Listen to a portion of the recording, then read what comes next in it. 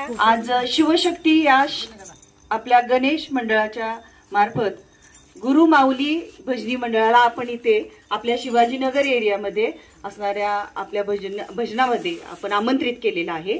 या असणाऱ्या गुरु माऊली, गुरु हा संत कुळीचा राजा, गुरु हा प्राण विसावा माझा, गुरु विने देव दुजा नाही ऐसा। आणि हेच गुरुचं काम तुम्ही सर्व भजनी मंडळातली असणाऱ्या सर्वांच्या सर्वांनी खूप उत्कृष्टपणे केलेलं आहे। आमच्या सर्व मंडळाला खूप मोठी अशी प्रेरणा, तुम्ही एक ऊर्जा देण्याचं काम आज इथं केलेलं आहे।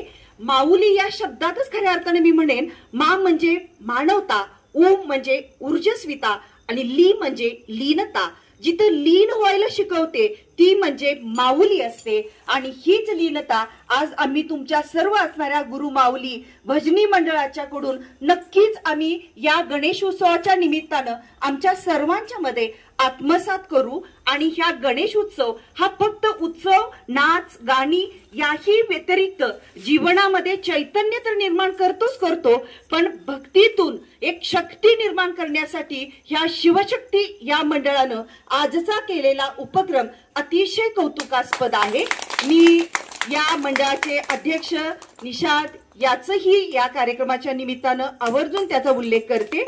या गुरु माऊली भजनी मंडळामध्ये अत्यंत उत्कृष्ट अशी तुम्ही गाणी जी घेतली त्याच्यामध्ये श्रेय अशोक ढेरे यांचं आहे, विक्रम जमदाडे आहेत, त्यानंतर सर्व ढेरे कुटुंबीय आहेत। मी यांचं नाव जरी नाही घेतलं, शिवाजी पाटील या सर्वांचं एक जमाल भाबरी, किशोर सुतार आणि एक छोटी माऊली सुद्धा आपणामध्ये उपस्थित होते। तर तुम्ही एक खूप ज्ञानदानाचं एक धागा जोडण्याचं एक अत्यंत असं मोठं आत्मिक ज्ञानाचं काम करीत आहात।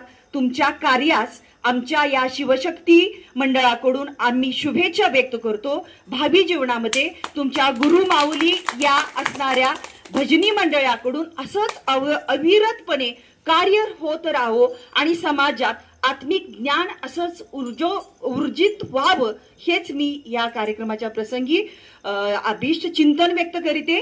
या मंडळात आमच्या ज्या सर्वच्या सर्व असणाऱ्या माऊली आहेत, माता भगिनी आहेत, गेले 2-3 दिवस आपण सर्वांनी आनंद तर घेतलेलाच आहे, पण त्याही व्यतिरिक्त एक ज्ञान घेण्याचा हा आज ज्ञान योग जो आहे तो ह्या गुरु माऊलींनी आपणासमध्ये आणलेला आहे। असाच हा ज्ञान पर्व या गणेशोत्सवाच्या निमित्तानं दिवसेंदिवस तेवत राहावं, हेच मी अभिष्ट चिंतन व्यक्त करून सर्वांचं पुनश्च एकदा स्वागत करून इथे थांबते। धन्यवाद।